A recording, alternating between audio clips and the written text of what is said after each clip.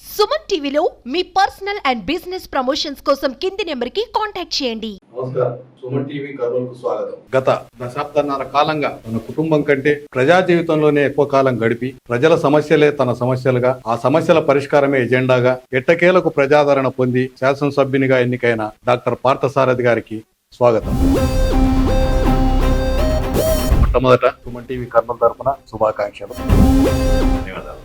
ఈ క్షణాన్ని మీరు ఎలా ఆస్వాదిస్తున్నారు? 5 సంవత్సరాల పాటు నాకు ఆదోని ప్రజలు ఎమ్మెల్యేగా ఉద్యోగం ఇచ్చారు అని చెప్పాను. ఒకరు ఆటో డ్రైవర్ గా పనిచేస్తా ఉంటాడు, ఒకరు ప్లంబర్ గా ఉంటాడు, ఇంకో పని చేస్తా ఉంటారు, ఒకరు ప్రభుత్వ ఉద్యోగం చేస్తారు, కొంచెం ప్రైవేట్ ఉద్యోగం, టీచర్ గా ఉంటారు.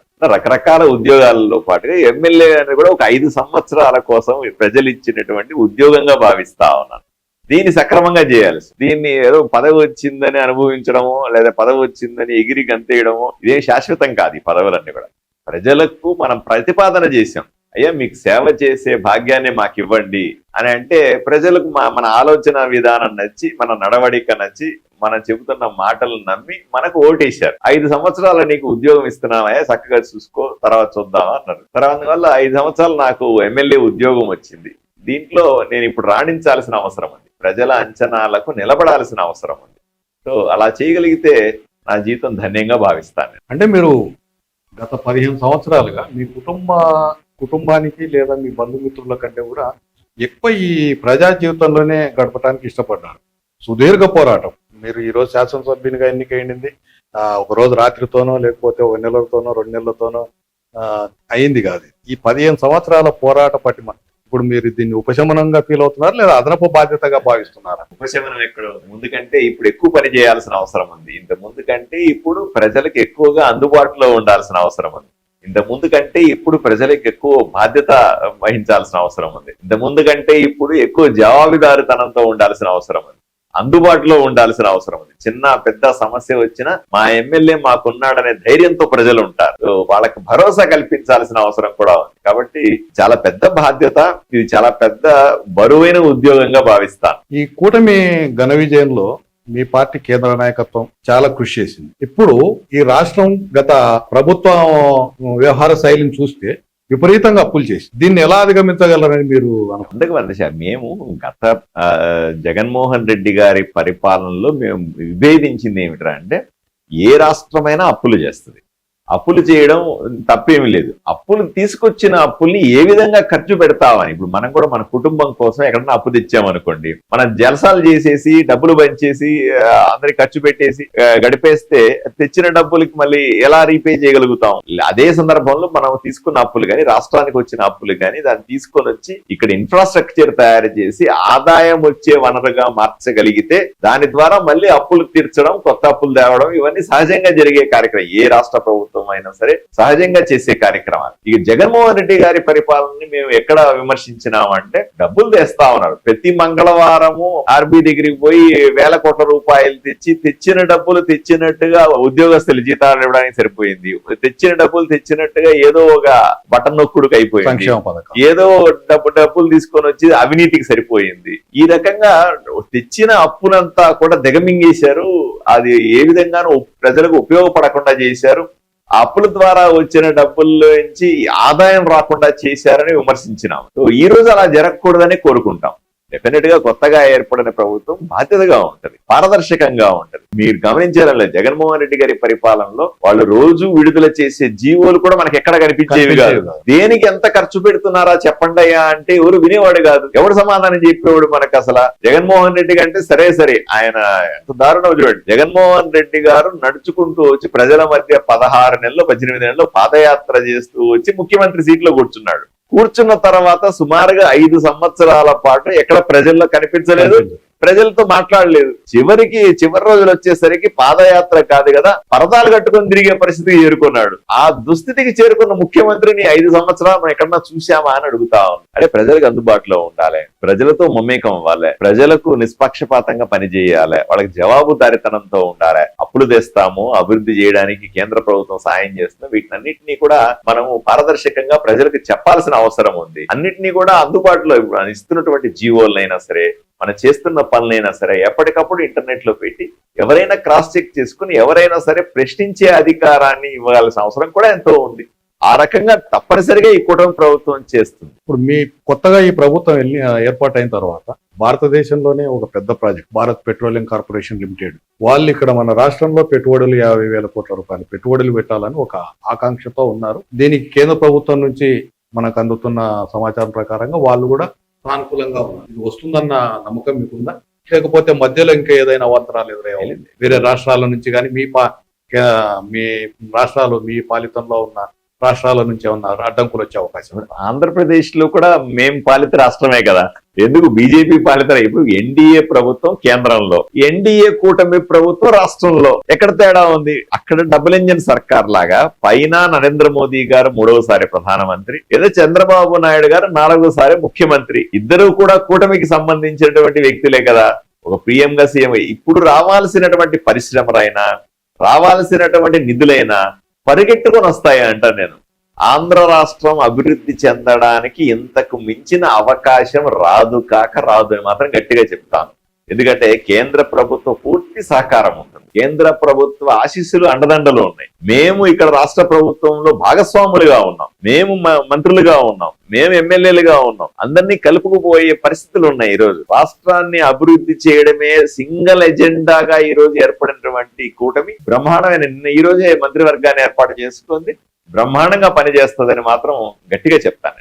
ఒక ప్రాజెక్ట్ లేనంటారా, ప్రత్యేక హోదా విషయం పునరాలోచించే అవకాశం ఉందా? ప్రతి ఒక్క హోదాని ఏదైతే మనం తెచ్చుకోలేకపోయినామో లేదా దీన్ని ఏదైతే దాన్ని మరిపించే రీతిలో బ్రహ్మాండమైనటువంటి అభివృద్ధి చేసి చూపించాలి. ఎవరు కూడా దాని ఆలోచనే రానంత బ్రహ్మాండంగా అభివృద్ధి చేసే ఆలోచనలతో ఈ ప్రభుత్వం ముందుకు వెళ్తా ఉంది. అంటే ఈ అంశం లేవనెత్తడానికి ఈ రోజే మన మాజీ ముఖ్యమంత్రి జగన్మోహన్ రెడ్డి గారు ఒక కామెంట్ చేశారు. అంటే ఇప్పుడు కేంద్ర ప్రభుత్వంలో తెలుగుదేశం పార్టీ లేదా జనసేన పార్టీ వీళ్ళ అవసరం చాలా ఉంది. కేంద్ర ప్రభుత్వానికి నరేంద్ర మోడీ గారికి పూర్తి స్థాయి మెజారిటీ లేని పరిస్థితుల్లో ప్రత్యేక హోదా తీసుకురాలేకపోతే ఇంతకంటే చారిత్రాత్మక తప్పిదం ఉండదు అని ఆయన జగన్మోహన్ రెడ్డి గారు చేసిన తప్పులే మళ్ళీ మళ్ళీ చేస్తా ఉన్నాడు. జగన్మోహన్ రెడ్డి గారు గత 5 సంవత్సరాలు చెప్పింది ఇదే కదా. ఇప్పుడు జగన్మోహన్ రెడ్డి గారు 151 సీట్లు ఇచ్చి ముఖ్యమంత్రిని చేశాం, అత్యధికంగా ఎంపీ సీట్లు ఇచ్చినారు ప్రజలు, అత్యధికంగా రాజ్యసభ సీట్లు కూడా ఉన్నాయి. మరి ఆ రోజు మాట్లాడలేదే, 5 సంవత్సరాలుగా నోరు పెగల్లేదే, ఏమైపోయింది జగన్మోహన్ రెడ్డి గొంతు?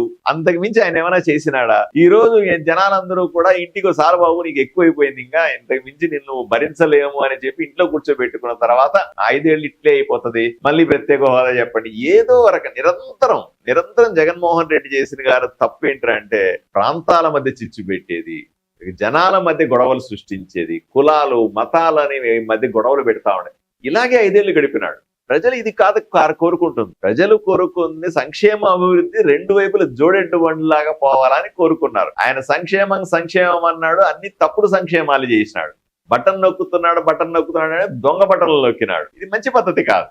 వాళ్ళు ఏదైనా చేతనైతే వాళ్ళు అధికారంలో ఉన్నప్పుడు చేసి ఉండాలా, చెయ్యలేదు. ఇప్పుడు మేము అధికారంలోకి వచ్చాం, మేము బ్రహ్మాండంగా రాష్ట్రాన్ని చేసి చూపిస్తాం అంటున్నాము. జనాలు రెచ్చగొట్టడం ఎందుకు? దానికి నీవు రాజకీయంగా నువ్వు ఈ రోజు నిజంగా ప్రతిపక్ష హోదా కూడా లేదు ఈ రోజు ఆయనకి. 11 సీట్లతో ఏం ప్రతిపక్షంలో లేడు ఆయన. ఇంకా నాకు తెలిసినంత వరకు వాళ్ళు ఎక్కడ కనిపించారు. ఇంట్లో గోళ్ళు గుళ్ళుకుంటూ కూర్చోవాలి. అట్లా ఏదో కృష్ణారామ అనుకుంటే చాలా సందర్భాల్లో వాళ్ళ మంత్రులు చెప్పారు. నేను ఆదోని ఎమ్మెల్యే మా అప్పట్లో మాజీ మంత్రి కూడా చెప్పాడు, నేను గెలిస్తే కూటమి అభ్యర్థి గెలిస్తే డాక్టర్ పార్థసారథి గెలిస్తే నేను ఆ రాజకీయ సన్యాసం తీసుకుంటానని చెప్పి ఎంతో మంది చెప్పినారు. మరి వాళ్ళంతా రాజకీయ సన్యాసం తీసుకోవాలి కదా.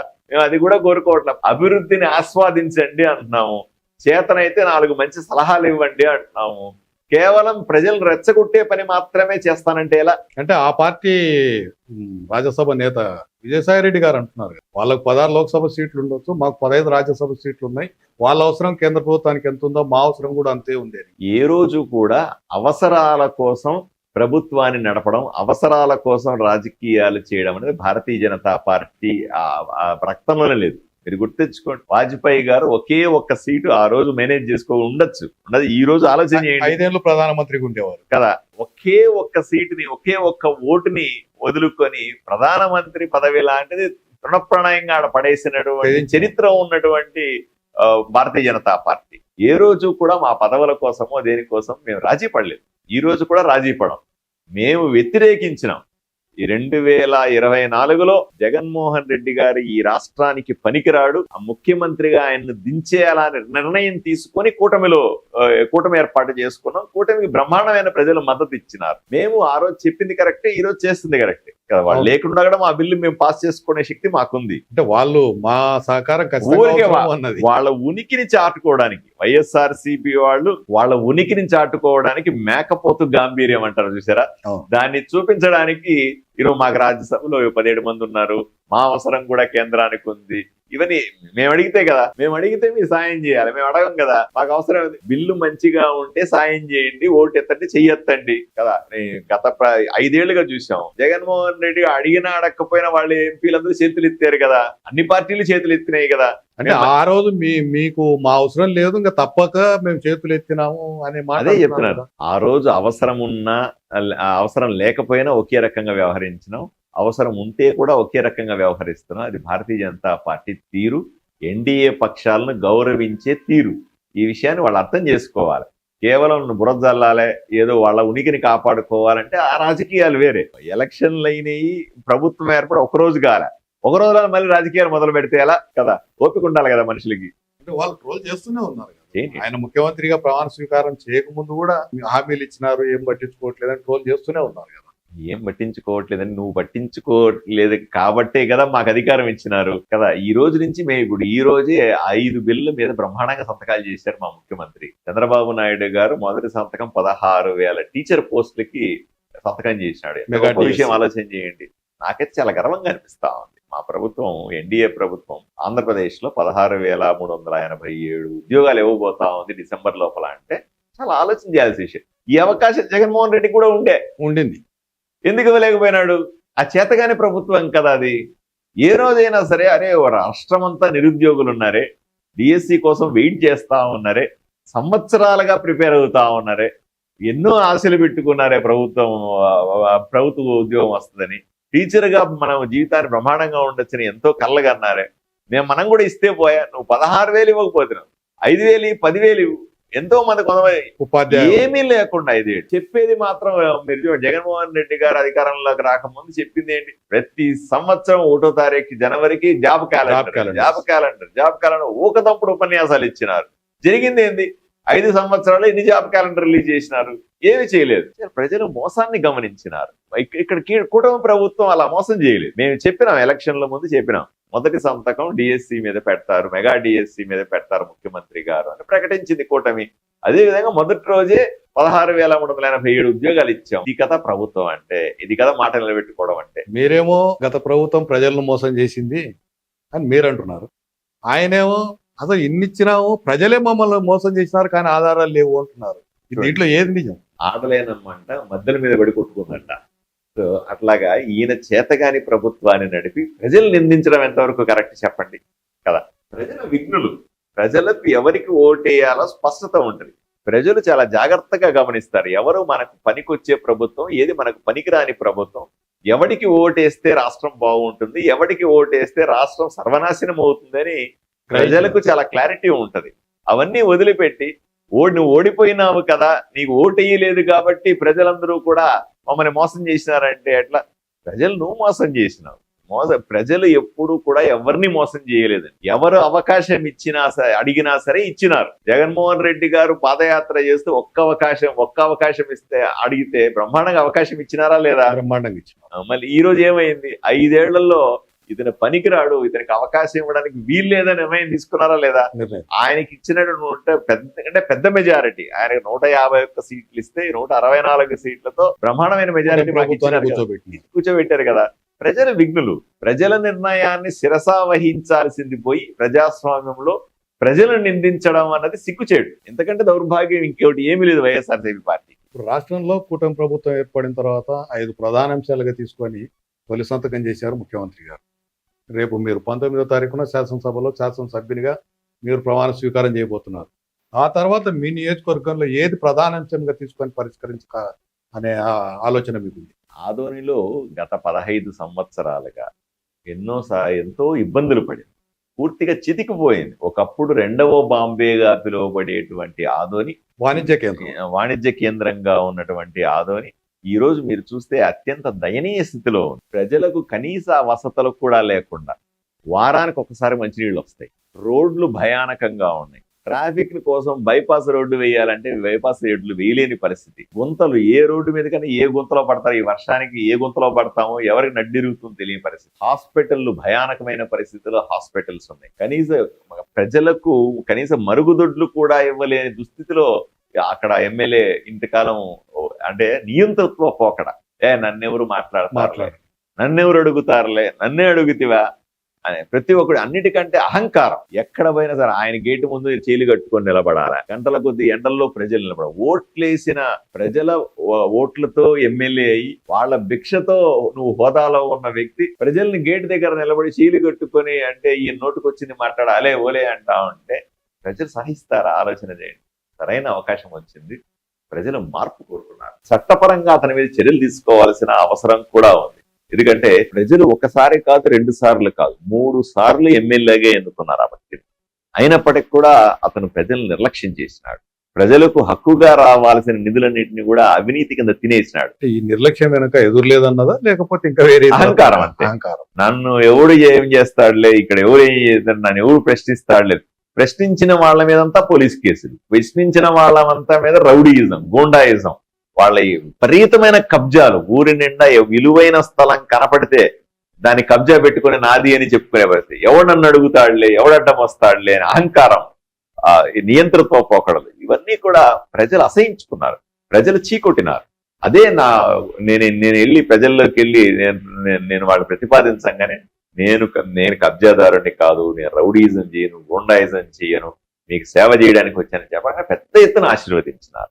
పెద్ద ఎత్తున ఆశీర్వదించారు. మీరు కౌంటింగ్ అయిన తర్వాత ఎన్నికైన తర్వాత ఇక్కడ ప్రజల కృతజ్ఞతలు చెప్పుకొని ఢిల్లీకి వెళ్ళి కేంద్ర మంత్రులను దాదాపు 10-15 మందిని కలిశారు. ఈ సందర్భంగా ఆధోనికి ప్రత్యేకంగా నిధులు గాని ఆశీస్సులు గాని వాటిని కోరారా? కలిసే పర్పసే అది. నేను ఢిల్లీకి వెళ్ళాను, ప్రధానమంత్రి ప్రమాణ స్వీకారం. ఆ సందర్భంలో నాకు కొంత సమయం దొరికింది. సమయం దొరికితే నేను ఏం పని చేయాలి? నా ఉద్యోగం చేయాలి. నాకు ఇచ్చిన ఉద్యోగం ఏంటి? ప్రజలు ఎమ్మెల్యే ఉద్యోగం ఇచ్చినారు. ఆధోనికి ఏదైనా మాట్లాడరాపా అని ఢిల్లీకి పంపించినట్టు నేను ఢిల్లీకి పోయినాను. 10-15 మంది మా కేంద్ర మంత్రుల్ని కలిశాను. అందరూ నాకు తెలిసిన వాళ్ళు, మా పార్టీ వాళ్ళు, నాకు సన్నిహితంగా ఉన్నవాళ్ళు కొంతమంది.